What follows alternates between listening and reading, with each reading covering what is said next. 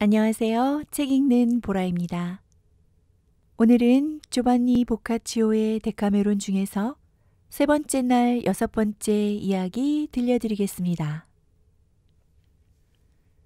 세 번째 날 여섯 번째 이야기.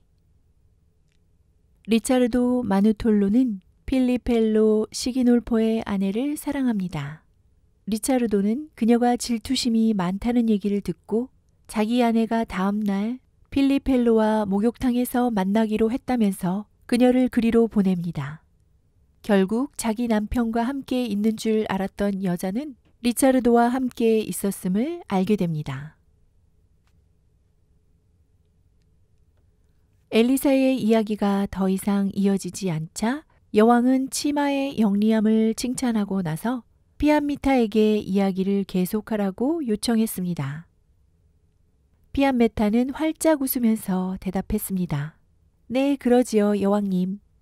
그리고 이야기를 시작했습니다.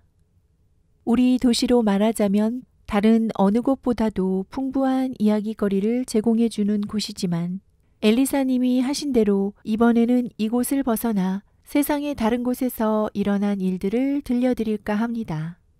그래서 장소를 나폴리로 옮겨 절개 있는 여자들 중 하나에 대한 이야기를 해보려 해요. 사랑이라면 아주 질색을 하던 여자가 자기를 사랑하는 남자의 재간에 의해서 처음으로 사랑을 느끼고 그 꽃의 정체를 알기도 전에 열매를 맺어버린 경우입니다.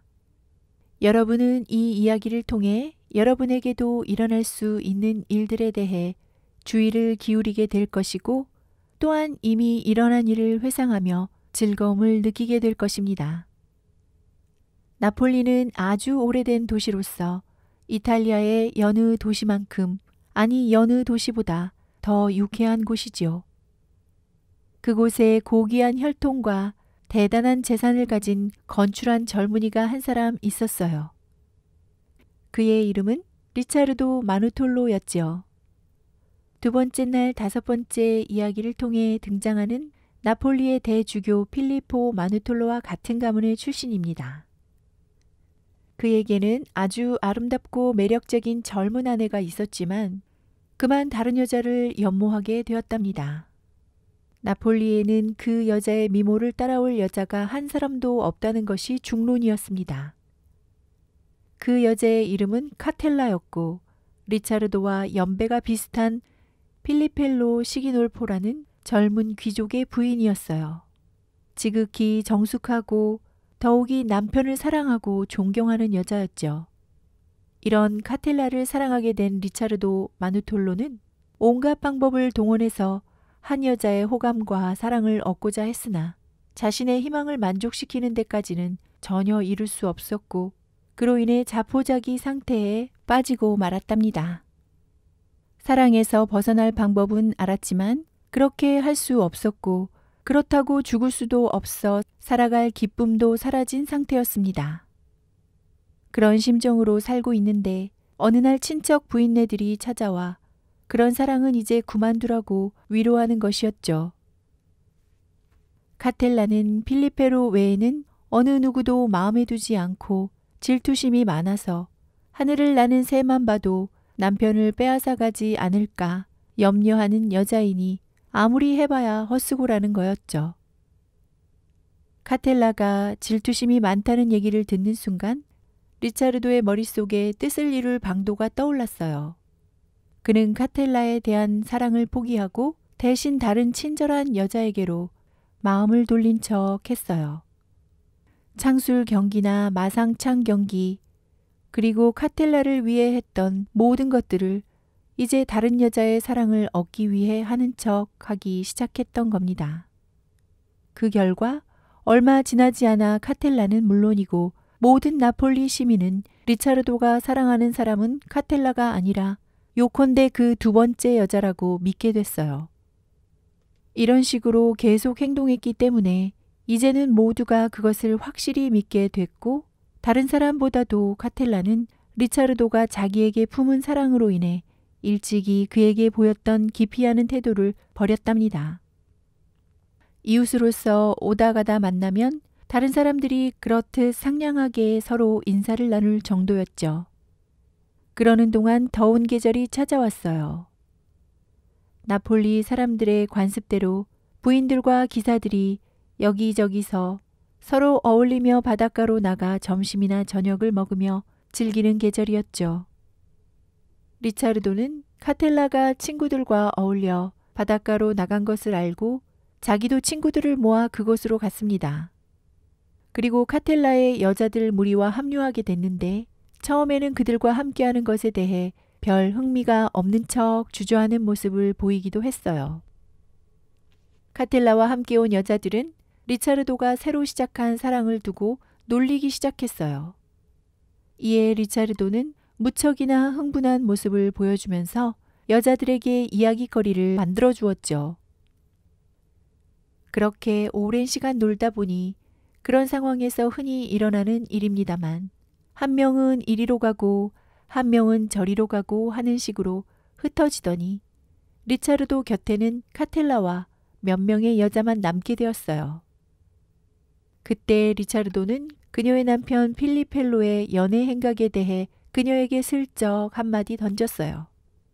그 말을 듣자 카텔라는 곧바로 질투심에 사로잡혀 리차르도가 말하려 하던 것을 알고 싶은 욕망에 속을 태웠어요. 그래서 얼마를 참던 끝에 더 이상 참지 못하고 당신이 사랑했던 여자의 사랑을 위해서 필리펠로에 대해 하던 얘기를 분명하게 해주면 좋겠다고 리차르도에게 부탁했죠. 그는 이렇게 말해주었어요. 부인께서 그렇게 개인적인 일을 들추면서 부탁을 하시니 저로서는 부인의 요청을 거부할 도리가 없군요. 부인께는 다 말씀드릴 준비가 되어 있습니다만 제가 하는 얘기를 남편이나 어느 누구에게도 말하지 않겠다고 약속해 주십시오. 제가 말씀드리는 것이 진실이라는 것을 실제로 아시게 될 때까지 말입니다. 원하신다면 현장을 보실 수 있게 가르쳐 드리겠습니다. 부인은 그의 요구를 받아들였고 그 말이 사실이라고 믿었으며 아무에게도 말하지 않겠다고 서약했어요. 리차르도는 다른 사람들이 듣지 못하도록 부인을 한쪽으로 데려가서 이렇게 말을 시작했어요. 부인, 제가 전처럼 부인을 사랑하고 있다면 부인을 불쾌하게 만들 이런 일을 감히 말씀드릴 수 없었을 겁니다. 하지만 그 사랑은 지나갔으니 이제 모든 일의 진실을 부인께 펼쳐놓는데 아무런 꺼리낌이 없습니다. 제가 부인께 품었던 사랑에 펠리펠로가 불쾌한 감정을 가졌는지 또는 혹시라도 제가 부인의 사랑을 받았다고 믿었는지는 모르겠습니다. 그러나 이렇든 저렇든 그분은 제 면전에서는 아무런 눈치도 보지 않으셨습니다. 아마 제가 의심하지 않는다는 생각이 들 때까지 기다리셨던 것 같은데 요즘 들어 그분이 제가 그분께 했으며 그분이 두려워했던 일을 저에게 하고자 하는 모습을 보이십니다. 다시 말해 제 아내에게 연정을 품고 계시다는 말씀입니다. 제가 알게 된 것만 하더라도 그분은 이따금씩 은밀하게 심부름꾼을 보내서 재촉을 했습니다. 저는 그 사실을 아내에게 들어서 알았는데 아내는 그저 제가 시킨 대로 부인 남편께 대답을 해주었죠. 그런데 오늘 아침 여기 오기 전의 일입니다만 제 아내가 집에서 어떤 여자와 소곤거리며 얘기를 하고 있더군요. 저는 그 여자가 누구인지 금방 알아챘기에 아내를 불러 그 여자가 무슨 얘기를 하더냐고 물어보았어요. 아내의 말은 이러했습니다. 그 여자는 펠리펠로가 보낸 사람이에요. 당신이 그 사람에게 대답을 보내게 하고 희망을 품게 해서 이렇게 끈덕지게 달라붙잖아요. 그 사람은 저더러 어떻게 할 것인지 확실히 알고 싶다면서 제가 원한다면 이 근처의 목욕탕으로 몰래 나올 수 있도록 해주겠다는군요. 목욕탕은 당시 피렌체에서 연인들이 만나는 장소로 애용했습니다. 그렇게 선동하고 부추기네요. 왜 그러셨는지 몰라도 당신이 그런 관계를 맺게 하지만 않았더라면 그 사람을 따끔하게 혼내줘서 다시는 내 앞에서 얼굴도 들지 못하게 해주었을 텐데. 그러니 이런 상황이 너무 지나치게 진행됐고 더 이상 괴로운 일이 되지 않도록 부인께 다 말씀드려야 되겠다는 생각이 들었습니다. 결국 부인은 부인의 고결한 정숙함이 어떤 보상을 받는지 보셨고 저는 저대로 죽음에 이르는 고통을 맛본 것입니다. 이것이 지어낸 얘기라고 생각하지 않으시도록 부인이 편하실 때 오셔서 확실하게 보고 판단하실 수 있게 해두었습니다. 아내의 대답을 기다리던 여자에게 내일 9번째 시간에 사람들이 다 자는 시간에 그 목욕탕에 가 있겠다고 대답하라고 제 아내에게 일러둔 것입니다. 이 말을 듣고 여자는 매우 기뻐하며 돌아갔습니다. 하지만 부인도 제가 아내를 그곳에 보낼 거라고는 생각하지 않으시겠죠? 제가 부인의 입장이라면 저는 부인 남편이 만나리라 기대하는 제 아내 대신에 부인을 맞닥뜨리게끔 그 장소에 가 있겠습니다. 그리고 남편과 함께 잔 다음에 남편이 실제로 누구와 함께 했는지 알려주고 그에게 적당한 명예를 세워줄 겁니다. 이렇게 하면 부인은 남편에게 창피를 준 셈이 되고 부인과 저에게 주려고 한 모욕에 대해 한 방에 복수를 하게 되는 겁니다. 카텔라는 이 말을 듣더니 자기한테 이런 얘기를 하는 사람이 누구인지 거짓말이 아닐지는 조금도 생각하지 않았어요. 그저 질투심 많은 성격 탓에 그 말을 들은 그대로 믿어버렸죠. 그리고 앞서 일어났던 일들도 이번 일에 결부시켜 버리는 것이었어요. 카텔라는 그 자리에서 그건 그렇게 힘든 일이 아니니 분명히 그렇게 하겠으며 남편이 오면 반드시 심한 창피를 주어서 어떤 여자를 보더라도 고개를 돌려버리게 만들겠다고 대답했어요. 이 대답에 만족한 리차르도는 자신의 계획이 성공적으로 착착 진행된다고 생각하고 계속 얘기를 더 보태 부인이 자기를 더 확고하게 믿도록 만들었어요. 여기서 그치지 않고 자기에게서 들었다는 이야기는 입 밖에도 내지 말라고 거듭 부탁을 했습니다. 부인도 이에 대해 알겠다고 약속했습니다. 다음 날 아침 리차르도는 카텔라에게 가르쳐준 그 목욕탕으로 가서 사람 좋은 안주인에게 자기 계획을 설명하고 가능한 한 잘 되게 도와달라고 부탁했어요. 사람 좋은 그 여자는 리차르도에게 신세진 일도 많았던 터라 기꺼이 그러겠다고 하고는 무슨 일을 하고 무엇을 말할지 그와 함께 의논해 두었어요. 목욕탕이 있는 그 집에는 아주 어두침침한 방이 하나 있었는데 빛이 들어올 창문 하나 없는 곳이었어요. 사람 좋은 여자는 리차르도가 알려준 대로 그 방을 치우고 침대를 가능한 한 가장 좋은 것으로 하나 들여다 놓았어요. 리차르도는 식사를 하고 나서 침대에 들어가 카텔라를 기다리기 시작했어요. 카텔라는 리차르도의 말을 듣고 그 말을 필요 이상으로 믿으며 잔뜩 화가 난 채 저녁에 집으로 돌아갔어요. 그때 마침 필리펠로도 비슷하게 다른 생각에 젖어 돌아왔는데 평소의 부드러운 모습은 보이지 않았어요. 이를 본 카텔라는 전에 없이 큰 의심에 사로잡혀 속으로 중얼거렸죠. 이가 틀림없이 내일 실컷 재미를 볼 그 여자를 생각하는 거야. 하지만 그렇겐 결코 안 될걸? 이런 생각을 하느라 또 내일 남편을 만나면 무슨 얘기를 해야 할까 상상하느라 그녀는 거의 밤을 지새우고 말았답니다. 긴 얘기는 좀 접어두고요. 다음 날 그 시간이 되자 카텔라는 하녀를 한 명 데리고 더 이상 다른 생각은 할 것도 없이 리차르도가 가르쳐준 목욕탕으로 직행했어요. 거기서 사람 좋은 여자를 만나 필리펠로가 안에 있느냐고 물었죠. 그에 대해 사람 좋은 여자는 리차르도가 일러준 대로 말했어요. 그분께 할 말이 있어서 오신다는 그 부인인가요? 카텔라가 대답했어요. 네, 저예요. 그럼 그분에게로 가보시죠. 하고 사람 좋은 여자가 말했어요. 카텔라는 별로 만나고 싶지 않은 사람을 찾으러 가는 길이라 리차르도가 있는 방으로 안내를 받으면서 베일로 얼굴을 가린 채 그 방에 들어가서 문을 잠가버렸어요. 리차르도는 그녀가 온 곳을 보자 기뻐하며 일어나 와락 껴안고서 나직이 속삭였어요. 잘 오셨소, 내 사랑. 카텔라는 자기 아닌 다른 여자로 가장하기 위해 껴안고 입을 맞추고 무척이나 기쁜 척 했어요. 그리고 한마디 말도 하지 않고 침묵을 지켰죠. 말을 하게 되면 정체가 탄로날 테니까요. 방은 아주 어두웠어요. 그 점은 두 사람 모두에게 잘된 일이었죠.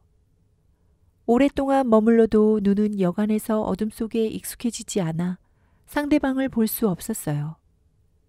리차르도는 그녀를 침대로 인도했습니다. 소리를 내면 서로가 누구인지 알게 되므로 대화도 없이 끝없는 즐거움과 쾌락을 오랫동안 서로 맛보았던 겁니다.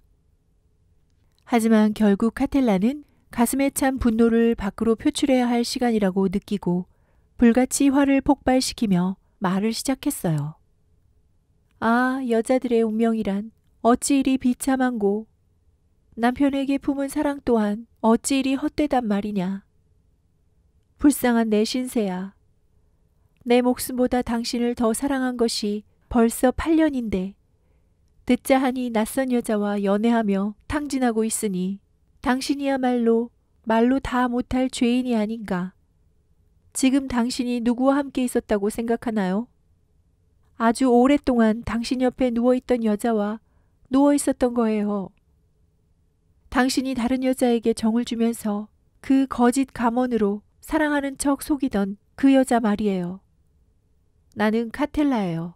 리차르도의 부인이 아니라고요. 당신은 참으로 의리도 없는 배신자군요. 내 목소리를 알아들으신다면 잘 들어보세요. 내가 누군지 명확히 알 겁니다. 당신은 얼마나 치사한지 창피를 줄 수 있도록 우리가 빛에 드러나기를 기다린 게 천년과도 같군요. 당신은 추악하고 더러운 개예요. 아이고 불쌍한 내 신세야. 이런 사람에게 그 오랜 세월 동안 충실한 사랑을 바쳤단 말이냐. 부부의 연을 맺어온 그 많은 시간보다 여기서 머문 이 짧은 시간 동안 품에 안은 사람이 낯선 여자라고 믿고 나를 그다지도 정겹게 애무하고 사랑해준 이 불충한 개한테 집에서는 그렇게 유약하고 무능하고 힘없는 모습을 보이더니 오늘은 아주 멋지고 남자다운 모습을 보여주시는군요. 하지만 하느님 덕분에 당신이 일군 당신 생각과는 달리 다른 누구의 땅도 아닌 당신의 땅이었다고요. 간밤에 당신이 내 옆에 오지 않는 것도 놀랄 일은 아니네. 다른 곳에서 집 내릴 생각, 원기왕성한 기사로서 전투에 나갈 생각만 했을 테니. 하지만 하느님 덕분에 물은 제 방향대로 아래로 흘러간다는 걸 나는 알았죠. 부도덕한 사람아, 왜 아무 대답이 없나요? 무슨 말이든지 해보지 그래요. 내 말을 듣더니 벙어리가 됐나요? 실은 당신 눈에 손을 쑤셔받고 눈알을 뽑아버리고 싶은 걸 어떻게 참고 있는지 나도 모르겠네요. 이런 배신을 아주 강교하게 해낼 줄로 생각하셨나? 천만에. 하나가 아는 만큼 모두가 아는 법이니 당신 뜻대로 되지 않았지. 나는 더 훌륭한 사냥개를 불러서 당신이 소홀히 한 꼬리를 밟은 거예요. 리차르도는 이런 말을 들으며 속으로 즐기고 있었어요. 그리고 아무 대답도 하지 않고 카텔라를 껴안고 입을 맞추는 등 아까보다 더 열렬하게 애무를 했어요. 이에 카텔라는 말을 계속 이어갔죠. 그렇군요. 이렇게 허위로 어루만져서 날 누그러뜨리겠다는 생각이네요. 정말 짜증나는 개로군요. 나를 진정시키고 위로할 수 있다고 생각하면 당신 실수하는 거예요.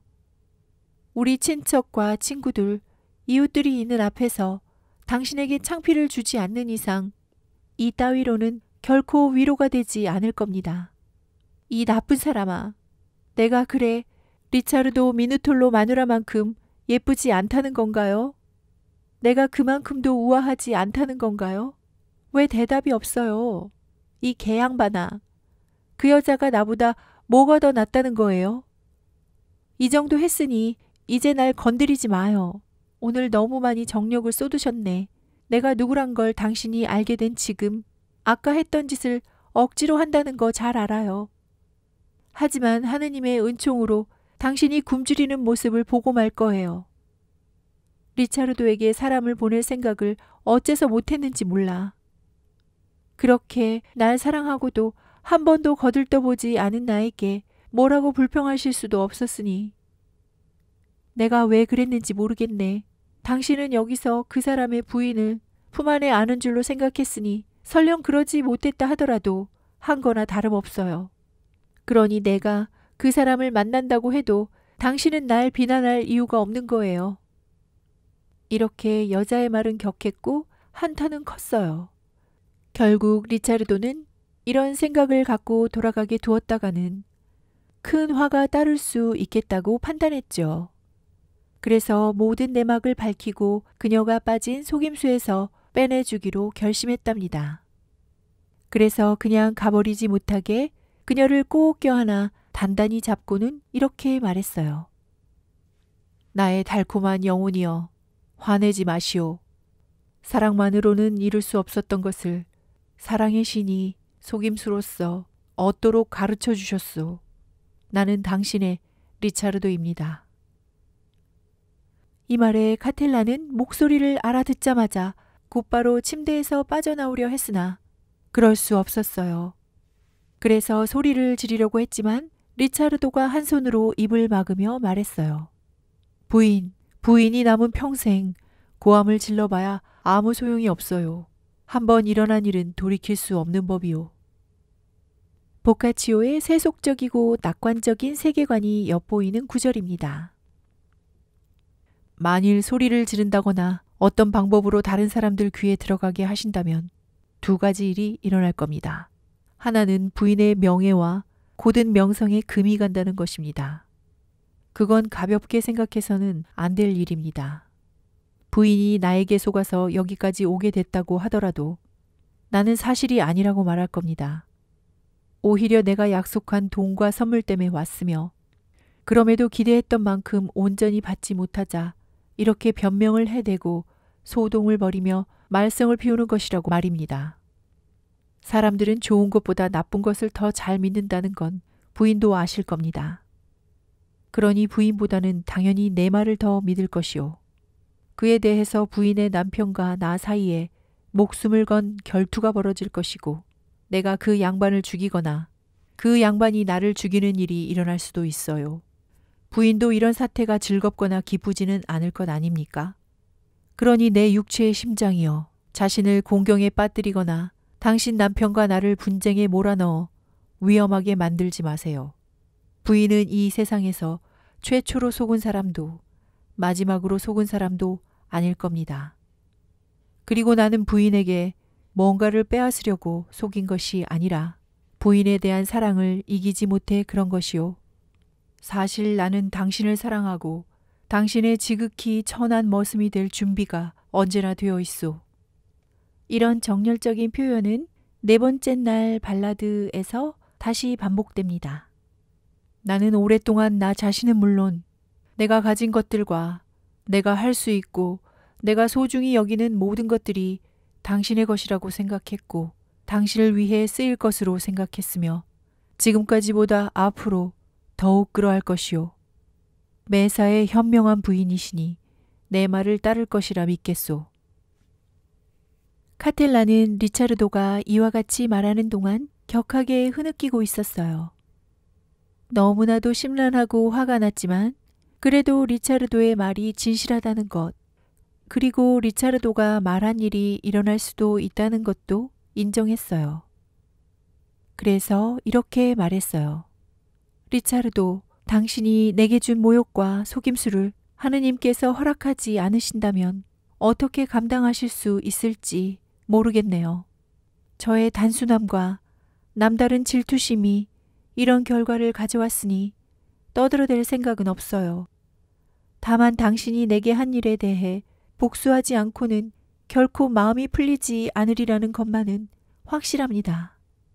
그러니 더 괴롭히지 마시고 나를 놓아주세요. 당신은 원하는 것을 가졌고 회한을 풀 만큼 못살게 굴었잖아요. 지금이 나를 놔줄 시간이에요. 제발 간청합니다. 나를 놔주세요.